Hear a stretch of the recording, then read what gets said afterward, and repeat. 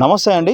ప్రస్తుతం రాష్ట్ర వ్యాప్తంగా ధర్నాలు, నిరసనలు కనబడతా ఉన్నాయి. మరి గత ప్రభుత్వంలో అనేక సందర్భంలో నిరసనలు, ధర్నాలు చూసినాం. మరి ఈ కొత్త ప్రభుత్వం ఏదైతే కాంగ్రెస్ ప్రభుత్వం వచ్చిందో, ఈ ప్రభుత్వంలో కూడా ఈ 6 నెలల్లోనే మళ్ళా నిరసనలనేటివి, ధర్నాలనేటివి కనబడతా ఉన్నాయి.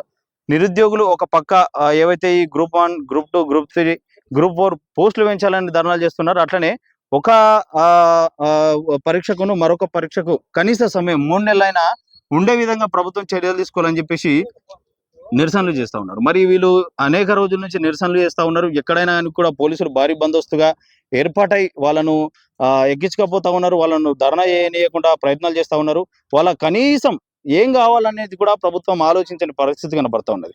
మరి గత ప్రభుత్వంలో నిరుద్యోగులకు అన్యాయం జరిగిందని చెప్పేసి వాళ్ళు పెద్ద ఎత్తున ధర్నాలు చేసి, నిరసనలు చేసి కాంగ్రెస్ ప్రభుత్వాన్ని కొట్లాడి తీసుకొస్తే, మరి ఈ ప్రభుత్వం కూడా అదే విధంగా అదే చర్యలు చేపడతా ఉన్నది. మరి వీళ్ళ బాధలను ఎవరు తీర్చాలా? వీళ్ళకు కావాల్సిన కనీస ఒక ఎగ్జామ్ కును మరొక ఎగ్జామ్ కు కనీస సమయం కూడా ఇవ్వలేనంతగా ఈ ప్రభుత్వాలు ఎందుకు చర్యలు తీసుకోలేకపోతున్నాయి? మరి వాళ్ళ ఆవేదన ఏంది?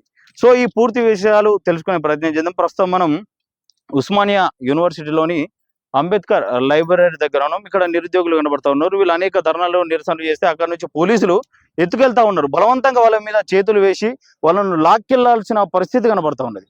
ఒక పక్క మొన్ననే మోతిలాల్ గారు ఆమరణ నిరాహార దీక్ష చేస్తే ఎవరు కూడా స్పందించకపోతే వాళ్ళే మరి ఎక్కడ ఆయన చనిపోయే పరిస్థితి ఉంటదేమో అని చెప్పేసి ఆ దీక్షను విరమించుకోవడం జరిగింది. మరి ప్రస్తుతం అశోక్ సార్ కూడా వాళ్ళకు మద్దతుగా నిరాహార దీక్ష చేపడతా ఉన్నారు. ఎన్ని నిరసనలు జరుగుతూ ఉన్నా, ఎన్ని పోరాటాలు జరుగుతున్నా ఈ నిరుద్యోగుల పరిస్థితులు ఏ మాత్రం కూడా మారని పరిస్థితులు కనబడుతూ ఉన్నాయి. ఒక పక్క కాంగ్రెస్ ప్రభుత్వం రావడానికి ప్రధానంగా కృషి చేసిందే ఈ నిరుద్యోగులు. అయితే మరి వాళ్ళ గోడు పట్టించుకొని ఈ ప్రభుత్వానికి ఏమని చెప్తే అర్థమవుతుందో ఇక వాళ్ళ మాటల్లోనే ఒకసారి తెలుసుకునే ప్రయత్నం చేద్దాం. మన దగ్గర స్టూడెంట్స్ ఉన్నారు. అనేక పరీక్షలు అటెంప్ట్ చేసిరు, ఎన్నో ఏళ్ల నుంచి చదువుకుంటాం అని చెప్పేసి వాళ్ళు మాట్లాడుతూ ఉన్నారు. సో వాళ్ళ బాధలేంది, వాళ్ళ గోసలేంది, వాళ్ళు ఎందుకు ఈ పోరాటాలు చేస్తున్నారో వారి మాటల్లోనే అడిగి తెలుసుకుందాం. మన నమస్తే అన్న. నమస్తే అన్న, నా పేరు రవి. మేము రేవంత్ రెడ్డిని 6 నెలల క్రితం గెలిపించినాము. కానీ వాళ్ళు నిరుద్యోగుల పట్ల ఏ మాత్రం శ్రద్ధ చూపట్లేదు.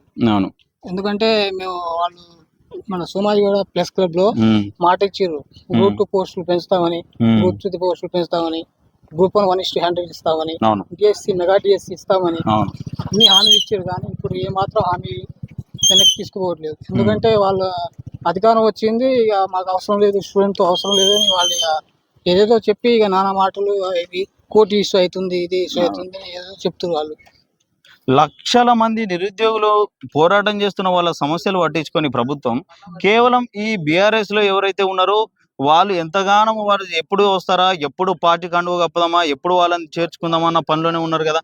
మరి మీ గురించి ఎందుకు ఈ లక్షల మంది నిరుద్యోగుల వల్లనే వచ్చిందని చెప్పేసి ఆలోచిస్తలేరు?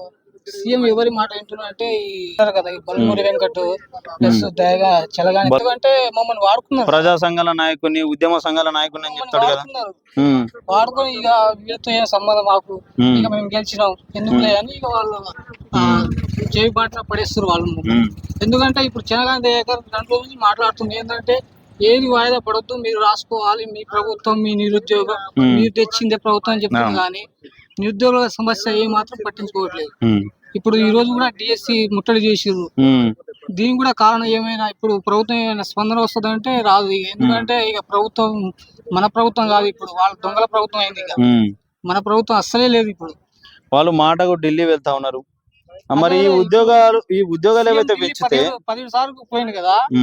మహమ్మద్ గజనీ కూడా 15 సార్లు దండెత్తిండు మన భారతదేశం మీద. ఇతను సంపద దోచుకెళ్తే ఈయనేమో ఇక్కడ నుంచి సంపద ఢిల్లీ మీద, ఢిల్లీ వాళ్ళకి ఖర్చు పెడుతుండు. అంతే ఇక రేవంత్ రెడ్డి పాలన అంటే ఇక విరక్తి పుట్టింది. ఇక ఏమన్నా తేడా కనిపిస్తుందా? కేసీఆర్ కు రేవంత్ రెడ్డికి ఏమన్నా తేడా కనిపిస్తుందా? అంతే ఇక అప్పుడు కూడా మేము కష్టపడ్డాం, ఇప్పుడు కూడా అంతే, ఏం లేదు. ఇక సత్యదాకా ఈ కొట్లాటలు ఉంటాయి. ఇక వాళ్ళు ఇచ్చింది హామీలు కదా, మేము అడగలే కదా. వాళ్ళు వచ్చే ప్రెస్ క్లబ్ లో ఇగో ఇది చేస్తాం, మెగా డిఎస్ చేస్తాం, గ్రూప్ 2, గ్రూప్ 3 పోస్టులు పెంచుతా ఉంటారు. ఏదైనా అడిగితే లీగల్ ఇష్యూలు, గ్రూప్ 1 లో లీగల్ ఇష్యూలు వస్తుంది, గ్రూప్ 2 లో కూడా లీగల్ ఇష్యూ వస్తుంది అంటారు. గ్రూప్ 1 కి రాని లీగల్ ఇష్యూ గ్రూప్ 2 కి వస్తుందా? పోస్టులు పెంచారు కదా గ్రూప్ 1 కి, డిఎస్సి కూడా పెంచారు కదా, గ్రూప్ 2 కూడా పెంచారు కదా, దాని కూడా లీగల్ ఇష్యూ వస్తుంది. ఏదేదో చెప్తారు. లీగల్ ఇష్యూ అంటే ఫస్ట్ మీరు ఏదైనా మీ అడ్వకేట్ జనరల్ ఉంటారు, కొంచెం ఎక్స్పర్ట్ ఉంటారు, శాస్త్రవేత్తలు, వాళ్ళకి కన్ఫర్మ్ అయ్యి మరి పెంచాలా వద్దా, లీగల్ ఇష్యూ వస్తుందా ఏందనేది అడుక్కోవాలి. మనం ఏమో బంధు రేఖ మాట వింటాం, దయాగర్ మాట వింటాం, మానవత్రాయ మాట వింటాం. వీళ్ళెవరన్నా? వీళ్ళేమైనా ఎక్స్పర్ట్సా? వీళ్ళ ఎక్స్పర్ట్స్ అసలు? ఇప్పుడు ఆ ప్రభుత్వం అటెండ్ ఆలోచిస్తుంది, వాళ్ళే మేధావులు, వాళ్ళే ఎక్స్పర్ట్స్ అన్నట్టు ఆలోచిస్తున్నారు. అసలు రేవంత్ రెడ్డికి వాళ్ళ మీద ప్రేమనో ఏమో నాకు తెలియదు, కానీ నిరుద్యోగుల మీద ఏ మాత్రం ప్రేమ లేదన్నా. అసలు ఏ మాత్రం పట్టించుకోవట్లేదు అసలు. అన్న మీరు గత ప్రభుత్వంలో ఈ అనేక ధర్నాలు చూసిరు, నిరసనలు చూసిరు, మరి కొత్తగా కొలువు తీరిన ఈ ప్రభుత్వంలో కూడా కనీసం 6 నెలలన్నా కంప్లీట్ కాలేదు, మళ్ళీ అదే పరిస్థితి కనబడతా ఉన్నది. వాళ్ళు ఎంతసేపు ఏ పార్టీ నుంచి ఎవరు వస్తారు, ఏ ఎమ్మెల్యే వస్తారు, ఏ ఎమ్మెల్సీ వస్తారు, ఏ పెద్ద నాయకుడు వస్తాడు, ఏ మాజీ ఎమ్మెల్యే వస్తారు, మాజీ మంత్రి వస్తారు, మేము కండవ కప్పుకోవాలా, ఢిల్లీకి తీసుకుపోయి కండవ కప్పుకోవాలన్న ఆలోచన ఉన్నది తప్పితే ఈ కొన్ని రోజులుగా కొన్ని టీజీపీఎస్సీ ముట్టడికి కానీ నిరాహార దీక్షలు చేస్తా ఉన్నా వాళ్ళ పక్షాన ఎందుకు మాట్లాడతలేరు? ఈ నిరుద్యోగ సమస్యలు ఎందుకు తీర్చలేకపోతా ఉన్నారు వీళ్ళు? ఎలక్షన్స్ ముందులనా కేసీఆర్ ప్రభుత్వం ఉన్నప్పుడు అప్పుడు ధర్నా గిన్నాలన్నీ చేసినాం బాగానే. అయితే ఇప్పుడు మేమే అందరూ స్టూడెంట్స్ అందరూ గ్యాదర్ అయ్యి అందరు ఊర్లో పోయి ప్రచారం చేసినాం, ఇట్లా కాంగ్రెస్ ఉంటే కొంచెం మారుద్దాం, వాళ్ళు కొంచెం హామీలు పెట్టారు కదా. ఊరు తిరిగి మీరే ప్రచారం చేసిరు, కార్యకర్తల కంటే ఎక్కువ. మేము ప్రచారం అందరూ ఓడినాడు అందరూ అడిగినాం. అయితే అందరూ చేపించి అందరు కడిష్టంగా అందరూ చాలా విద్యార్థులు పోతే ఎవరు డబ్బులు తీసుకోలేదు, అసలు రూపాయి కూడా తీసుకోవడం సొంతంగా ఖర్చు చేసి కంకణం కట్టుకున్నారు, కేసీఆర్ ని దించాలా కాంగ్రెస్ ని తేవాలని. అయితే చేసుకున్నాం మొత్తానికి. ఏమో నేను ఎందుకు చూసుకున్నాం మేము, ఈ గృహజ్యోతి ఉంది, మారుతాయి 6 పథకాలు ఉన్నాయి, మళ్ళీ ఇది మొత్తం ఇది పోస్టులు పెన్షన్ అని చెప్పారు, గ్రూప్ 2 గ్రూప్ పెన్షన్ అందుకు మేము ఓటేసినాం అన్నమాట అందరం కలిసి.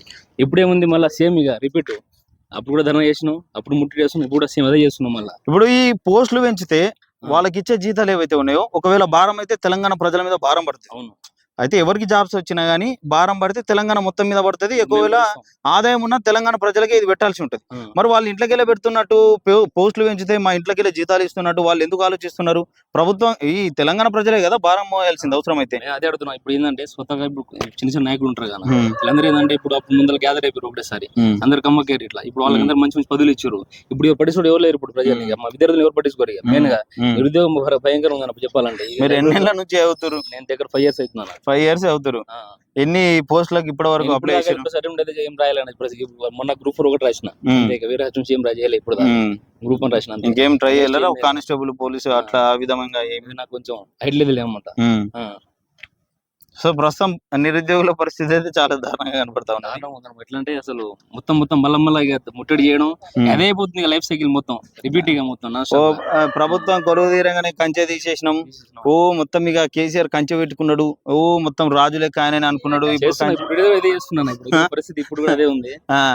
ఈ కంచె పెట్టుకుంటాడు మళ్ళీ రేవంత్ రెడ్డి చూడాలి, మమ్మల్ని చూడాలి, ఉద్యోగం చేసి కొంచెం పోస్టులు పెంచడమైనా కానీ మంచి పాజిటివ్ రెస్పాన్స్ ఉంటే బాగుంటుందని కోరుకుంటున్నాం. అంతేనా?